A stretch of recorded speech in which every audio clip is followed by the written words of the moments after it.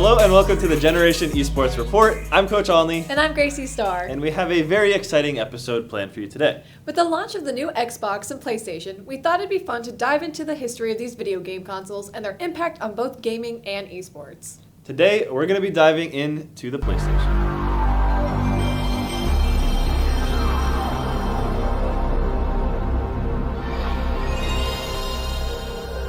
The PlayStation made its debut December 3rd, 1994, and immediately proved itself as a huge hit. In fact, it became the first gaming console of any kind to sell 100 million units.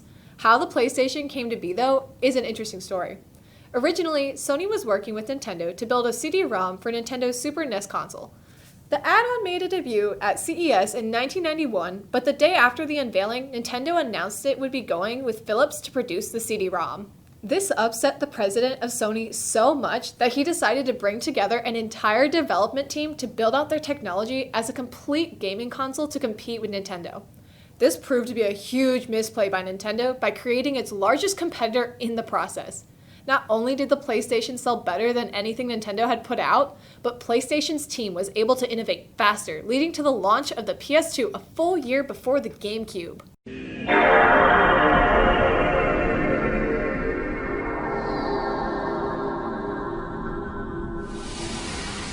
The PlayStation 2 was launched in 2000 and went on to be the most successful console in the world, still holding that title with 155 million unit sales.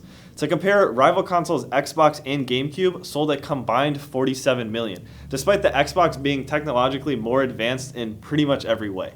Games like Grand Theft Auto became wildly popular, and in a brilliant marketing move by Sony, the PS2 decided to include the ability to watch DVDs through the console, making it a no-brainer for parents since DVD players at the time were often more expensive than the PlayStation 2.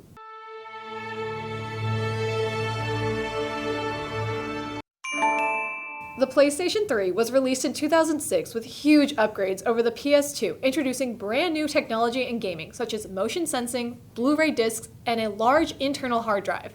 Ultimately, it could never keep up with the sales numbers of the PS2, but still holds a respectable 80 million sales.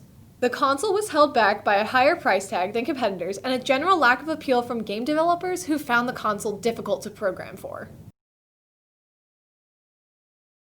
The PlayStation 4 entered the scene in 2013.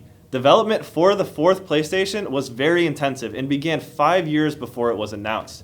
It paid off though, as the console came to the market with very high demand and set the pace to return the PlayStation brand to where it was with the PS2. This is also the first time where PlayStation officially entered the esports market by entering into a deal with Activision to be the official tournament platform of Call of Duty. Even later, launching a built-in tournament service allowing you to play in game battles as well as ESL matches through the console. To date, this is still the only official offering from them when it comes to esports. However, the console is the preferred platform for many other esports events, most notably sports games like Madden, NBA 2K, and FIFA.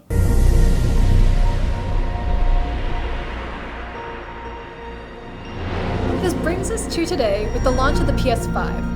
Much like the Xbox, this new generation of consoles is proving to usher in a new era in gaming where consoles and PCs are blending to give an unbroken experience to any gamer wanting to play on any platform. While games like Rocket League, Fortnite, and R6 are all historically played on PC at the professional level, all of those games are compatible with PS5.